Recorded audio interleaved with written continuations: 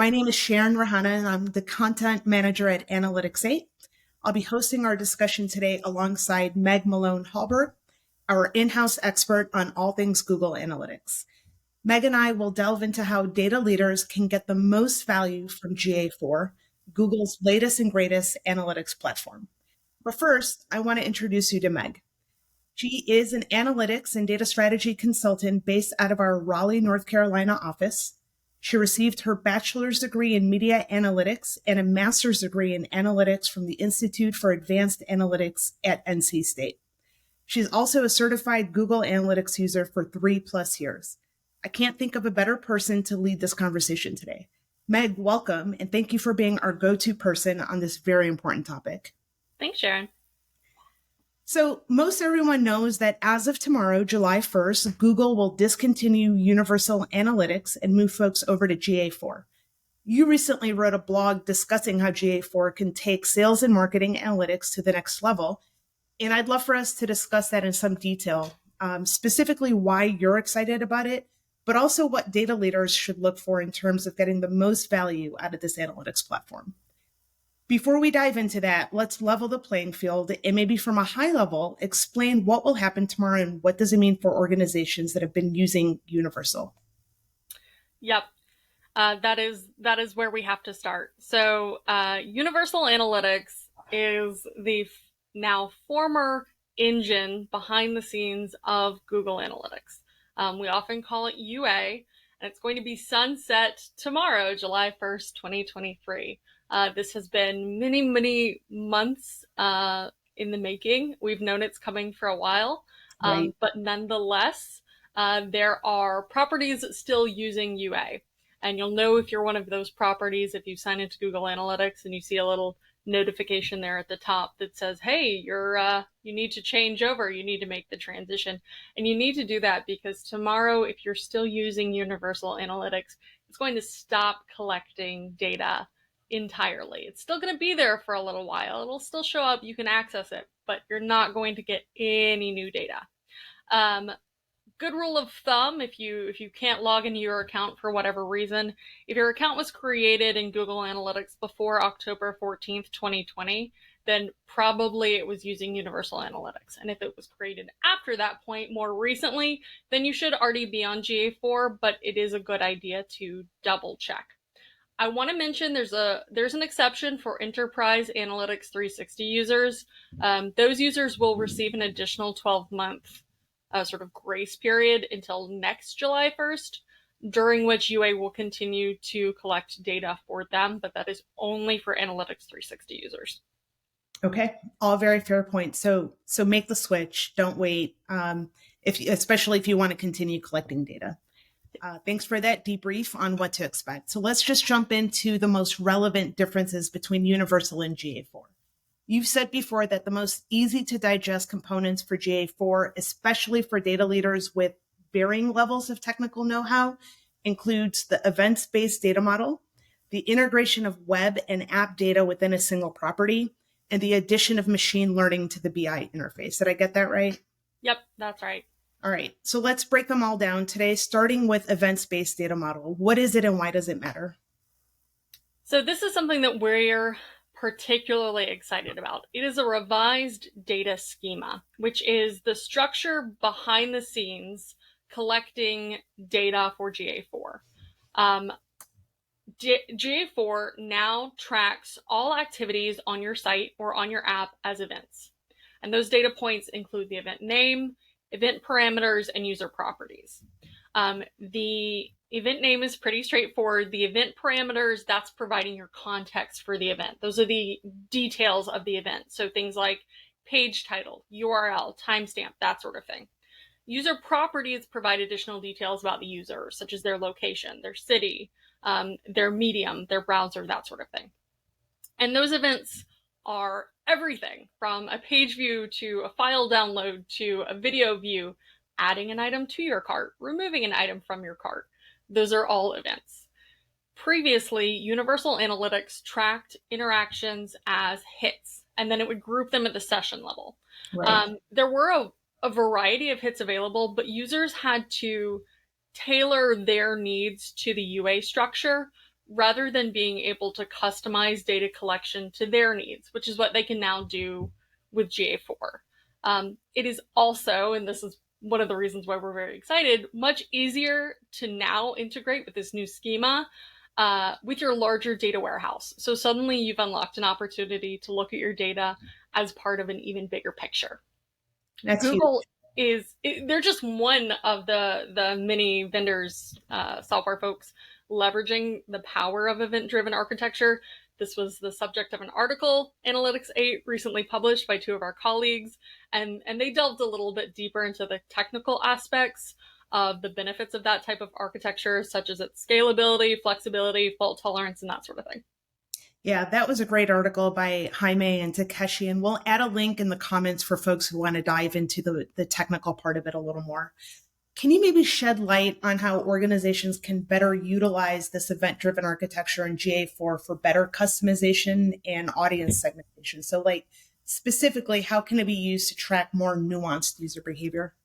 Yep, I think folks in marketing are going to want to take advantage of this, particularly with regard to audience segmentation. Before we get further in that conversation, I want to clarify some GA4 lingo. Okay. Audiences and segments are different. Segments can only be used within GA4. They don't translate to Google Ads, which folks in marketing, that's a big deal to them.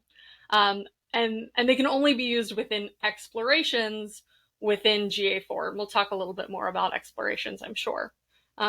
Segments are also retroactive and audiences are not, but it's possible to create an audience based on a segment. Okay, now we've gotten that out of the way. We can talk more about what you can do with audiences and those customization options. Like I said, I think marketing teams are going to want to take advantage of the applications of this and the flexibility of audiences in GA4, not only for reporting and analysis purposes, but also because if you use Google Ads, those audiences configured within GA4 will be available within ads for targeting marketing and tracking on that platform. So what actually are audiences? They are the groups important to your business, distinguishable by common dimensions, metrics, or events, or even sequences of events.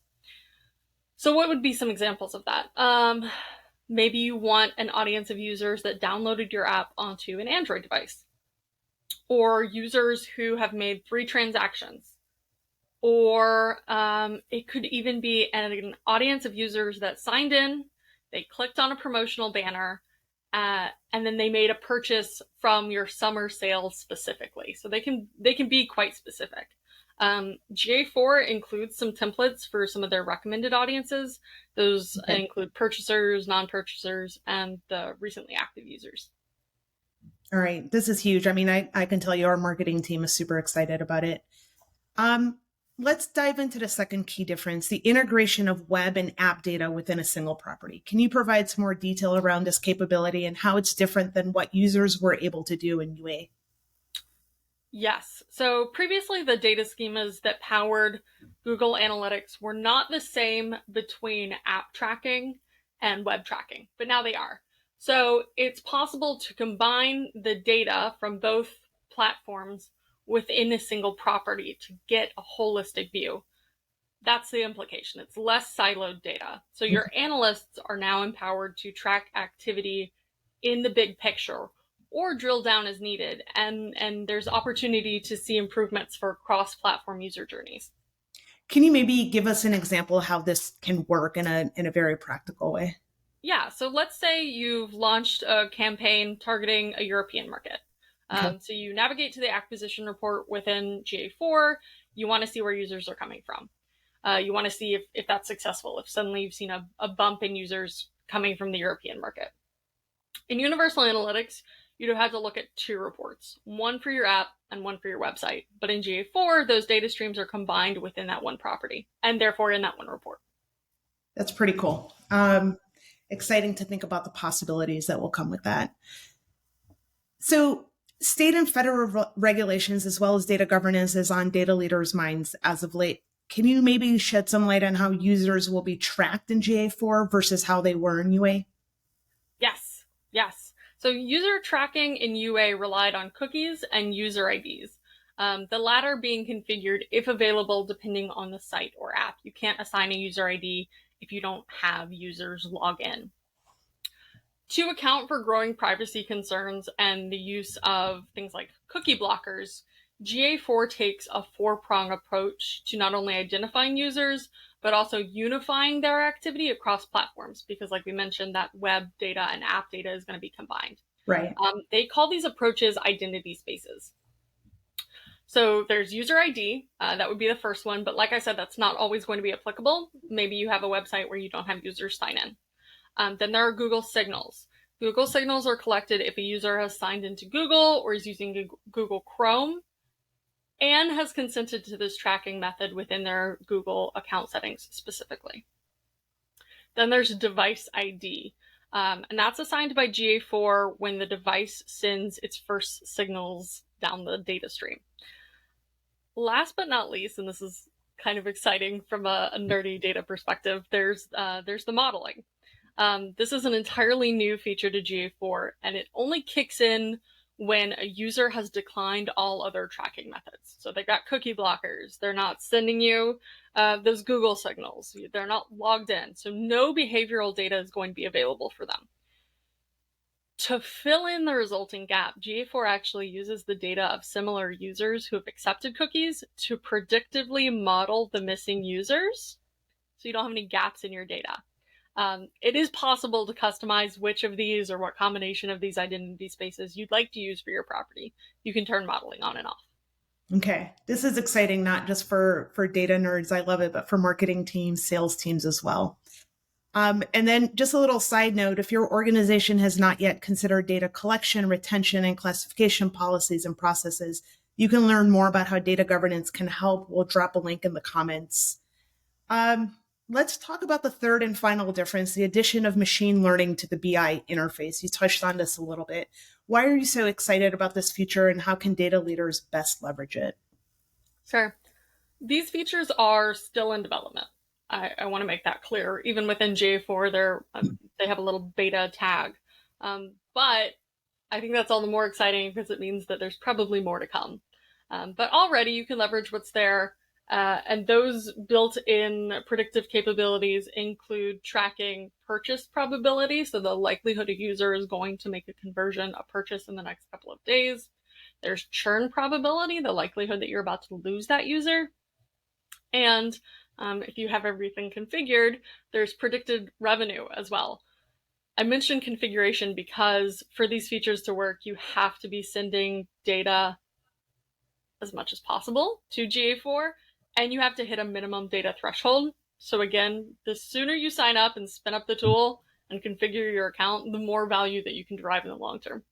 Yeah, so get ahead of it, folks. What are some practical examples where these built-in predictive capabilities can really come into play? Yep. I think I mentioned this a little while ago, but here's a great time to talk about explorations. So once you've configured GA4, your data is being collected, you've got to check these out. Explorations are highly customizable BI visuals designed to go above and beyond the standard out-of-the-box reporting within the GA4 interface, but they still live within GA4. There are entirely freeform templates. There are also templates for popular targeted analyses that folks in marketing and sales are going to want to explore.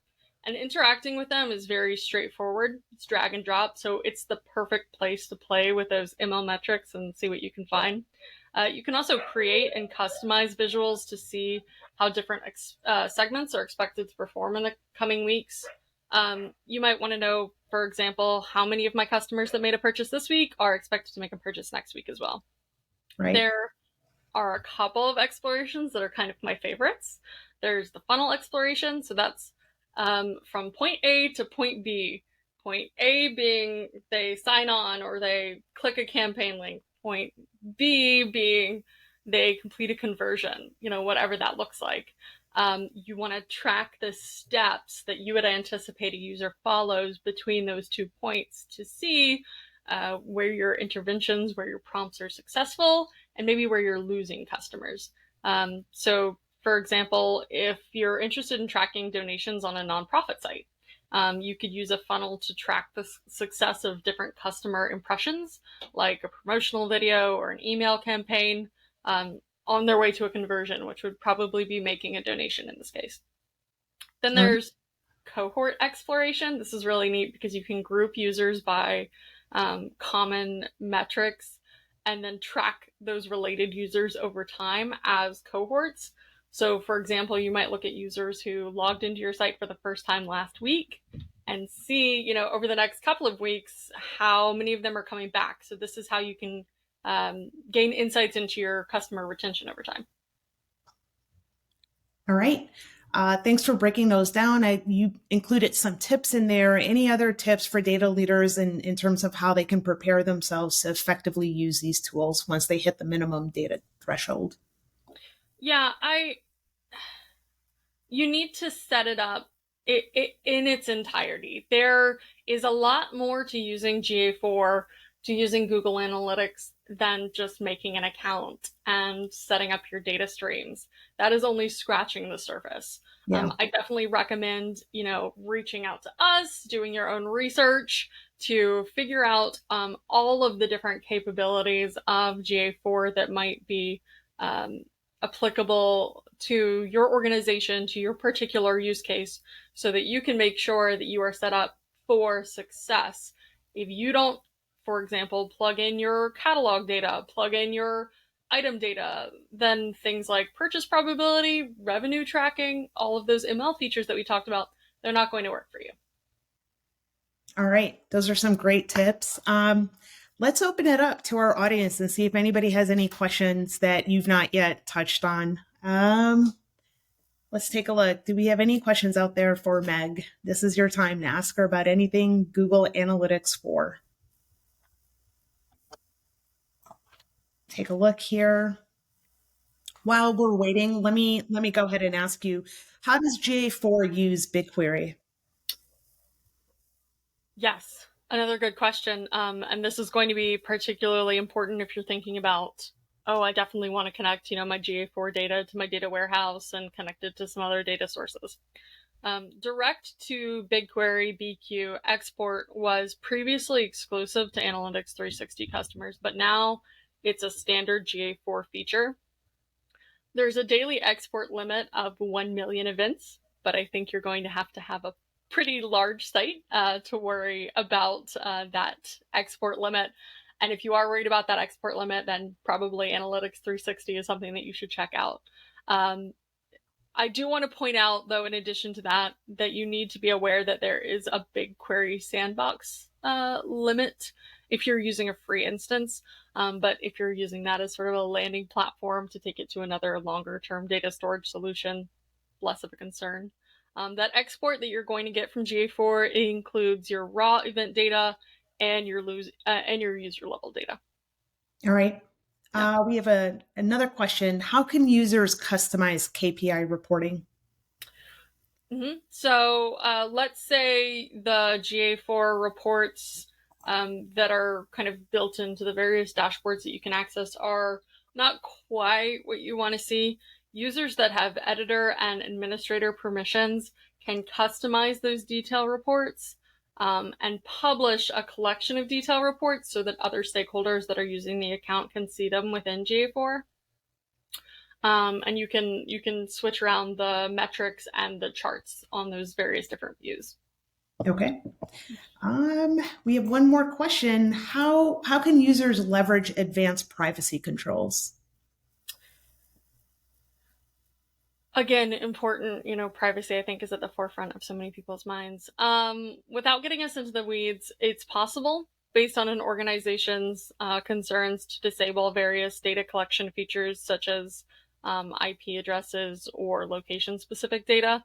It's also possible to change the data retention period within GA4 to align with internal data storage policies. And you can use those controls as much or as little as possible, depending on your needs. It's very well documented and accessible. But again, if this is not something that you or your organization has thought about, I definitely recommend reaching out to us for a data governance conversation. Absolutely. Meg, thank you so much for spending some time today to discuss Google Analytics 4. really excited about this, folks. Thanks, Sharon.